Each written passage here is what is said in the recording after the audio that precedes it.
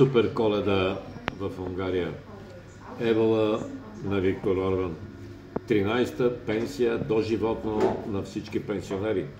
Освобождаване на данък на всички работещи млади до 25 години. Освобождаване от данък доживотно на всички майки, които имат 4 деца. 33 000 евро при раждане на трето дете, стига да работят родителите и да са до 40 години. Невероятна спортна инфраструктура. Получиха и Шампионска лига по футбол 2026 година. Няма миграция на ножа, сигурна страна, християнски ценности, няма джендър идеология. Евала, Викторе, Евала, защото за теб всичко е националния суверенитет, историческата памет, националната идентичност, християнския брак, християнските ценности. Весела Коледа, приятели!